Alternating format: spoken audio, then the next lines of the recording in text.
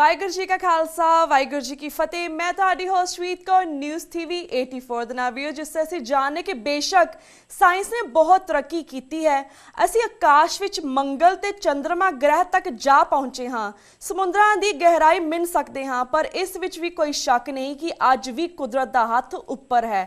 ਭੂਚਾਲ, ਸਮੁੰਦਰੀ ਤੂਫਾਨ, ਹੜ੍ਹ ਅਤੇ ਹੋਰ ਕੁਦਰਤੀ ਵਿਪਤਾਵਾਂ ਅੱਜ ਵੀ ਬੜੀ ਤਬਾਹੀ ਦਾ ਕਾਰਨ ਬਣਦੀਆਂ ਹਨ ਅਤੇ ਮਨੁੱਖ ਨੂੰ ਯਾਦ ਕਰਵਾਉਂਦੀਆਂ ਹਨ ਕਿ ਉਹ ਅੱਜ ਵੀ ਕੁਦਰਤ ਦੇ ਸਾਹਮਣੇ ਬੇਵਸ ਹੈ। ਪਿਛਲੇ ਦਿਨੀ ਫਿਲੀਪੀਨਜ਼ ਵਿੱਚ ਆਏ ਇੱਕ ਸਮੁੰਦਰੀ ਤੂਫਾਨ ਨੇ ਜਿਸ ਦਾ ਨਾਮ ਟਾਈਫੂਨ ਹਾਇਆਨ ਰੱਖਿਆ ਗਿਆ ਹੈ, ਜਿਸ ਨੇ ਭਾਰੀ ਤਬਾਹੀ ਮਚਾਈ ਹੈ। ਇਸ ਸਮੁੰਦਰੀ ਤੂਫਾਨ ਵਿੱਚ ਹਜ਼ਾਰਾਂ ਲੋਕ ਮਾਰੇ ਗਏ, 1 ਮਿਲੀਅਨ ਲੋਕ ਬੇਘਰ ਹੋਏ ਅਤੇ 11 ਮਿਲੀਅਨ ਤੋਂ ਜ਼ਿਆਦਾ ਲੋਕ ਬੁਰੀ ਤਰ੍ਹਾਂ ਪ੍ਰਭਾਵਿਤ ਹੋਏ। ਯੂਨਾਈਟਿਡ ਸਿੱਖ ਜਥੇਬੰਦੀ ਨੇ, ਜਿਹੜੀ ਕਿ ਯੂਨਾਈਟਿਡ ਨੇਸ਼ਨ ਦੀ ਐਫੀਲੀਏਟਡ ਸੰਸਥਾ ਹੈ, ਇਸ ਕੁਦਰਤੀ ਵਿਪਤਾ ਸਮੇਂ ਗੁਰੂ ਨਾਨਕ ਸਾਹਿਬ ਦੇ ਸਰਬੱਤ ਦੇ ਭਲੇ ਦੇ ਸਿਧਾਂਤ ਤੇ ਪਹਿਰਾ ਦਿੰਦਿਆਂ ਫਿਲੀਪੀਨਜ਼ ਵਿੱਚ ਰਾਹਤ ਕਾਰਜ ਆਰੰਭ ਕਰ ਦਿੱਤੇ ਹਨ। ਯਾਦ ਰਹੇ, ਪਹਿਲਾਂ ਵੀ ਯੂਨਾਈਟਿਡ ਸਿੱਖਸ ਨੇ ਸੁਨਾਮੀ, ਕੈਟਰੀਨਾ, ਸੈਂਡੀ, ਹੇਰੀ, ਪਾਕਿਸਤਾਨ ਅਤੇ ਕਸ਼ਮੀਰ ਵਿੱਚ ਵਾਪਰੀਆਂ ਕੁਦਰਤੀ ਵਿਪਤਾਵਾਂ ਸਮੇਂ ਬੜੀ ਵੱਧ ਚੜ੍ਹ ਕੇ ਮਨੁੱਖਤਾ ਦੀ ਸੇਵਾ ਕੀਤੀ ਹੈ। ਫਿਲੀਪੀਨਜ਼ ਵਿੱਚ ਵੀ ਕਾਫੀ ਗਿਣਤੀ ਵਿੱਚ ਸਿੱਖ ਰਹਿੰਦੇ ਹਨ ਅਤੇ ਮਨੀਲਾ ਵਿੱਚ ਖਾਲਸਾ ਦੀਵਾਨ ਸਿੱਖ ਟੈਂਪਲ ਨਾਂ ਦਾ ਗੁਰਦੁਆਰਾ ਸਾਹਿਬ ਵੀ ਸੁਸ਼ੋਭਿਤ ਹੈ। ਇਸ ਗੁਰਦੁਆਰਾ ਸਾਹਿਬ ਵਿੱਚ ਰੋਜ਼ਾਨਾ ਬੜੇ ਪੈਮਾਨੇ ਤੇ ਰਾਹਤ ਕਾਰਜ ਵਜੋਂ ਲੰਗਰ ਚੱਲ ਰਿਹਾ ਹੈ। ਅੱਜ ਅਸੀਂ ਫਿਲੀਪੀਨਜ਼ ਵਿੱਚ ਯੂਨਾਈਟਿਡ ਸਿੱਖਸ ਵੱਲੋਂ ਚੱਲ ਰਹੇ ਰਾਹਤ ਕਾਰਜਾਂ ਸੰਬੰਧੀ ਹੀ ਗੱਲਬਾਤ ਕਰਾਂਗੇ। ਸਭ ਤੋਂ ਪਹਿਲਾਂ ਅਸੀਂ ਗੱਲਬਾਤ ਕਰਦੇ ਹਾਂ ਗੁਰਦੁਆਰਾ ਖਾਲਸਾ ਦੀਵਾਨ ਮਨੀਲਾ ਦੇ ਸੈਕਟਰੀ ਸਰਦਾਰ ਗੁਰਪ੍ਰੀਤ ਸਿੰਘ ਸੇਠੀ ਜੀ ਨਾਲ। ਸੇਠੀ ਜੀ ਪਿਛਲੇ 22 ਸਾਲ ਤੋਂ ਮਨੀਲਾ ਵਿੱਚ ਰਹਿੰਦੇ ਹਨ ਅਤੇ ਬਹੁਤ ਸਾਰੇ ਮਨੁੱਖਤਾ ਦੇ ਭਲੇ ਦੇ ਕੰਮਾਂ ਵਿੱਚ ਕਾਫੀ ਸਮੇਂ ਤੋਂ ਸ਼ਾਮਿਲ ਹਨ। ਹੁਣ ਅਸੀਂ ਉਹਨਾਂ ਨਾਲ ਗੱਲਬਾਤ ਦਾ ਸਿਲਸਿਲਾ ਸ਼ੁਰੂ ਕਰਦੇ ਹਾਂ ਜੋ ਸਾਡਾ ਮਨੀਲਾ ਤੋਂ ਫੋਨ ਲਾਈਨ ਤੇ ਜੁੜ ਚੁੱਕੇ ਨੇ। ਜੀ ਸੇਠੀ ਸਾਹਿਬ, ਵਾਹਿਗੁਰੂ ਜੀ ਕਾ ਖਾਲਸਾ ਵਾਹਿਗੁਰੂ ਜੀ ਕੀ ਫਤਿਹ। ਸੇਠੀ ਸਾਹਿਬ, ਵਾਹਿਗੁਰੂ ਜੀ ਕਾ ਖਾਲਸਾ ਵਾਹਿਗੁਰੂ ਜੀ ਕੀ ਫਤਿਹ। ਵਾਹਿਗੁਰੂ ਜੀ ਕੀ ਫਤਿਹ ਭੈਣ ਜੀ। ਸੇਠੀ ਸਾਹਿਬ ਜੀ, ਸਾਰੇ ਦਰਸ਼ਕਾਂ ਨੂੰ ਫਿਲੀਪੀਨਜ਼ ਵਿੱਚ ਆਏ ਤੂਫਾਨ ਅਤੇ ਇਸ ਨਾਲ ਹੋਈ ਤਬਾਹੀ ਬਾਰੇ ਪੂਰਾ ਵੇਰਵੇ ਦੇ ਨਾਲ ਦੱਸੋ। ਹੈਲੋ ਭੈਣ ਜੀ, ਤੇ ਦੱਸਣਾ ਕੀ ਹੈ, सारे समूचे जगत से खबर फैली हुई है जी कि जानी और माली नुकसान फिलीपींस बहुत हुआ है। हाँ जी, परमात्मा का भाना है, मिठा करके मनना पैना है, एक हुक्म है जी बिल्कुल साडे गुरुओं का जी। जिस भी हाल चो रखेगा उस हाल च असीं खुश हाँ, जी ਉਹਦੀ रजा च। पर जो इत्थे वापरिया है वो किसी भी इंसानियत से किसी ते भी ना वापरे, जी बिल्कुल। क्योंकि सुते सुते बैठे बैठे हजारां ही जाना, जिन्हां दीयां लाशां तक भी कईयां दीयां अपने आप ही समाधा बन गई, दबियां गई, लभियां नहीं जा सकियां।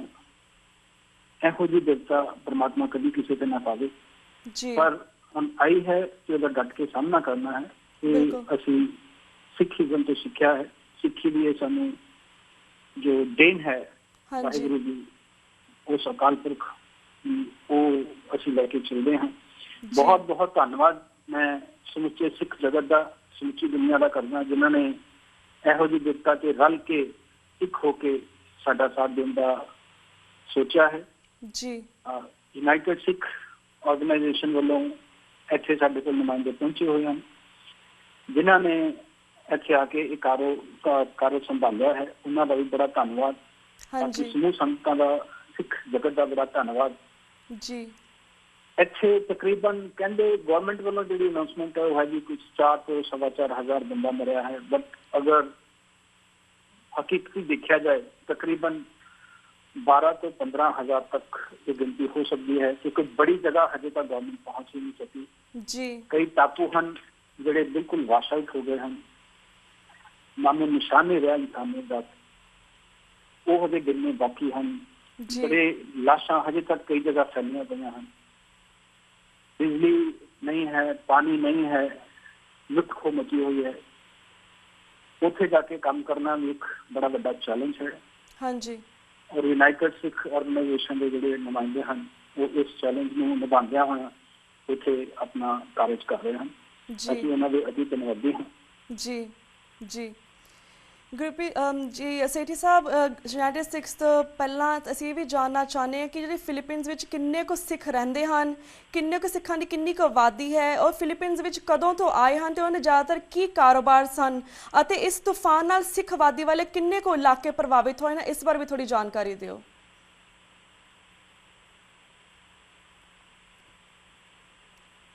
ਮਨੀਲਾ ਦਾ ਇਲਾਕਾ ਤੇ ਇਹਦੇ ਨਾਲ ਪ੍ਰਭਾਵਿਤ ਨਹੀਂ ਕੋਈ ਖਾਸ ਹੋਇਆ। ਜ਼ਿਆਦਾਤਰ ਇੱਥੋਂ ਕੋਈ ਨੀਅਰ ਅਬਾਊਟ 800 ਕਿਲੋਮੀਟਰ ਦੇ ਦੂਰ ਉਹ ਇਲਾਕਾ ਕਾਫੀ ਪ੍ਰਭਾਵਿਤ ਹੋਇਆ ਹੈ। ਤਕਰੀਬਨ 400 ਕਿਲੋਮੀਟਰ ਦਾ ਏਰੀਆ ਹੈ ਜਿੱਥੇ ਬਹੁਤ ਜ਼ਿਆਦਾ ਤਬਾਹੀ ਮਚੀ ਹੈ ਜੀ। ਤੇ ਉੱਥੇ ਜਿਹੜਾ ਜਾਨੀ ਤੇ ਮਾਲੀ ਨੁਕਸਾਨ ਹੈ ਕਾਫੀ ਹੋਇਆ ਹੈ। ਤਕਰੀਬਨ ਸਿੱਖਾਂ ਦੀ ਆਬਾਦੀ ਫਿਲੀਪਾਈਨ ਪੂਰੇ 'ਚ 2 ਲੱਖ ਦੇ ਕਰੀਬ ਹੈ ਜਿਹੜੇ ਸਿੱਖ ਪਰਿਵਾਰ ਉੱਥੇ ਰਹਿੰਦੇ ਹਨ ਜੀ। ਉੱਥੇ ਤਬਾਹੀ ਮਚੀ ਹੈ। ਉੱਥੇ ਸਾਡੀਆਂ ਦੇ ਨੂੰ ਤੇ ਸੱਸਾਂ ਉਹ ਪਾਣੀ ਵਿੱਚ ਰੁੜ ਗਈਆਂ। ਹਾਂਜੀ, ਉਹਨਾਂ ਨੂੰ ਉੱਥੇ ਹੀ ਉਹਨਾਂ ਦਾ ਸੰਸਕਾਰ ਕੀਤਾ ਗਿਆ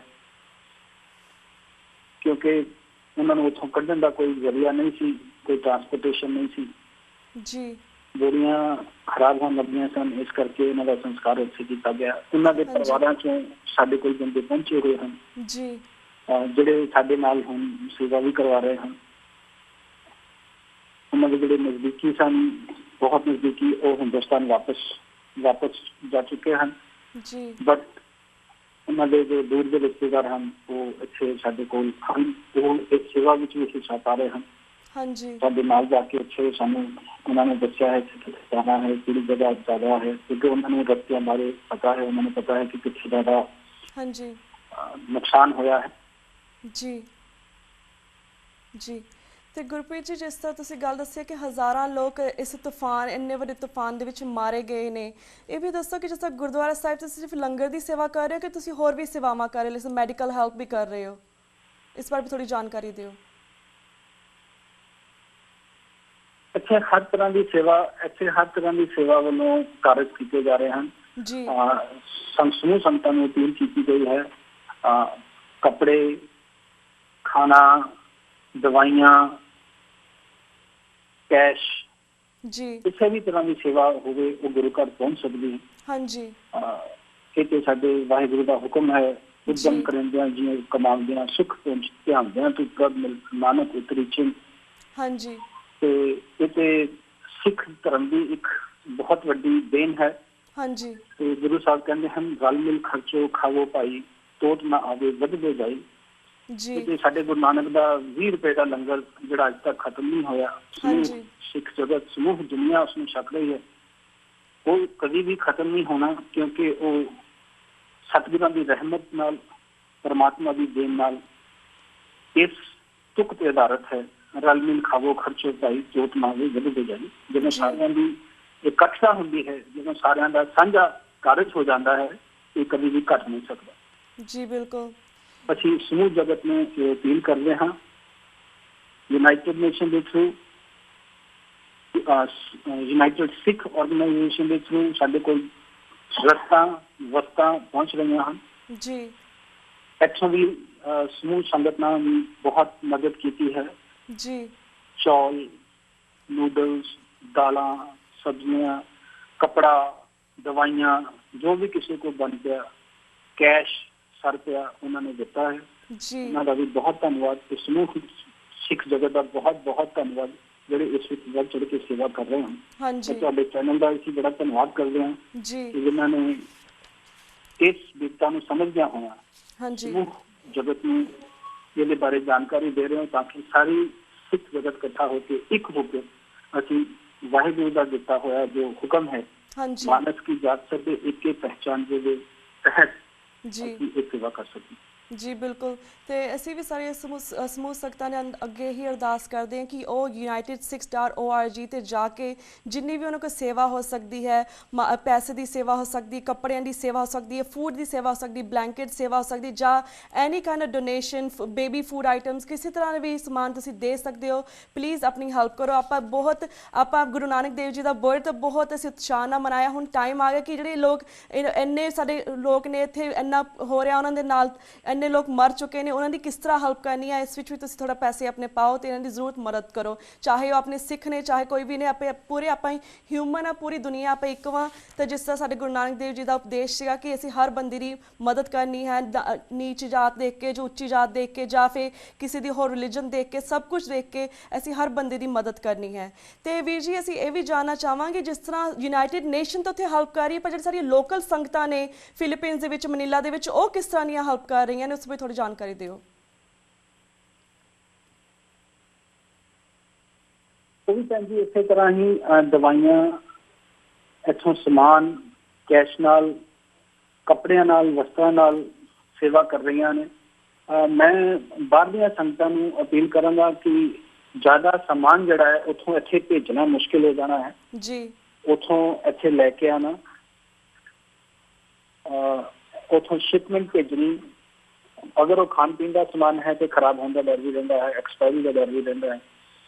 ਸੋ ਸੰਗਤਾਂ ਨੂੰ ਜ਼ਿਆਦਾ ਬੇਨਤੀ ਇਹੀ ਹੈ ਕਿ ਇਹੋ ਜਿਹਾ ਸਮਾਨ ਭੇਜੋ ਜਿਹੜਾ ਜਲਦੀ ਖਰਾਬ ਹੋਣ ਵਾਲਾ ਨਹੀਂ।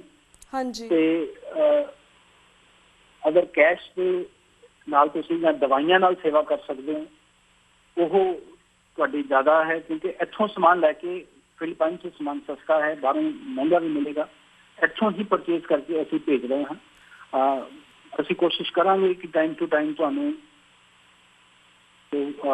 ਯੂਨਾਈਟਿਡ ਸਿੱਖ ਫੇਸਬੁੱਕ ਹੈ ਔਰ ਉਹਨਾਂ ਦੀ ਵੈਬਸਾਈਟ ਹੈ, ਉਹਦੇ ਤੇ ਸਾਰੀਆਂ ਤਸਵੀਰਾਂ ਸਮਾਨ ਦੀਆਂ ਵੀ ਜੋ ਅਸੀਂ ਪਰਚੇਜ਼ ਕਰ ਰਹੇ ਹਾਂ ਤੇ ਜੋ ਅਸੀਂ ਇੱਥੇ ਪਰਚੇਜ਼ ਕਰ ਰਹੇ ਹਾਂ, ਉਹਦੀਆਂ ਰਸੀਦਾਂ, ਉਹਦਾ ਪੂਰਾ ਬੈਂਕ ਡਿਟੇਲ ਵਗੈਰਾ ਅਸੀਂ ਛਾਪ ਜੀ ਬਿਲਕੁਲ। क्योंकि फिलिपाइंस का जो है सामान सस्ता है, तो आप सोचो तो शिपमेंट वगैरह इतने वो शिपमेंट में छड़वाना एक बहुत बड़ी चैलेंज हो जाता है साडा जी, क्योंकि सेवादार जो हैं वो घट हैं जी, क्योंकि बाहरों आए हैं, कुछ कैनेडा तो पहुंच रहे हैं, कुछ मलेशिया तो पहुंचे हैं, कुछ इंडिया तो आ रहे हैं, कुछ इंग्लैंड तो आ रहे हैं। तो इत्थे आके उन्होंने लोकल बॉडी नाल कोऑर्डिनेट करना ते कंटेनर्स वगैरह शिपमेंट छड़वानियां, ये थोड़ा झंझट का काम होता है। जो इसनूं छड्ड के वो फील्ड 'ਚ जाके काम कर सकन जिथे ये विपता वापरी है, ਅਸੀਂ ਉਹਨਾਂ ਗਰੀਬਾਂ ਨੂੰ ਦੇ ਮੂੰਹ 'ਚ ਨਿਵਾਲੇ ਪਾ ਸਕੀਏ ਜਿੱਥੇ ਇਹ ਵਿਪਤਾ ਵਾਪਰੀ ਹੈ। ਹਾਂਜੀ ਬਿਲਕੁਲ। ਤੇ ਸੇਠੀ ਸਾਹਿਬ, ਅਸੀਂ ਵੀ ਇਹ ਅਰਦਾਸ ਕਰਦੇ ਕਿ ਵੱਧ ਤੋਂ ਵੱਧ ਜਿਹੜੀ ਸਾਰੀ ਸੰਗਤਾਂ ਨੇ ਇਸ ਸੇਵਾ ਵਿੱਚ ਆਪਣਾ ਹੱਥ ਵਟਾਉਣ। ਤੇ ਸੇਠੀ ਸਾਹਿਬ, ਸਾਡਾ ਵਕਤ ਹੁਣ ਬ੍ਰੇਕ ਵੱਲ ਜਾ ਰਿਹਾ। ਮੈਂ ਤੁਹਾਡੇ ਕੋਲ ਇੱਥੇ ਇਜਾਜ਼ਤ ਲੈਂਦੀ ਹਾਂ। ਵਾਹਿਗੁਰੂ ਜੀ ਕਾ ਖਾਲਸਾ, ਵਾਹਿਗੁਰੂ ਜੀ ਕੀ ਫਤਿਹ। ਖਾਲਸਾ, ਵਾਹਿਗੁਰੂ ਜੀ ਕੀ ਫਤਿਹ। ਸਮੂਹ ਸੰਗਤਾਂ ਨੂੰ ਜਿਨ੍ਹਾਂ ਨੂੰ ਜਿਹੜੇ ਇਹ ਪ੍ਰੋਗਰਾਮ ਦੇਖ ਰਹੇ ਹਨ, ਉਹਨਾਂ ਨੂੰ ਯੂਨਾਈਟਿਡ ਸਿੱਖ ਆਰਗੇਨਾਈਜੇਸ਼ਨ ਵੱਲੋਂ ਤੇ ਦਾਸ ਵੱਲੋਂ, ਖਾਲਸਾ ਦੀਵਾਨ ਮਨੀਲਾ ਵੱਲੋਂ ਤੇ ਫਿਲੀਪਾਈਨ ਦੀਆਂ ਸਮੂਹ ਸੰਗਤਾਂ ਵੱਲੋਂ ਵਾਹਿਗੁਰੂ ਜੀ ਕਾ ਖਾਲਸਾ, ਵਾਹਿਗੁਰੂ ਜੀ ਕੀ ਫਤਿਹ।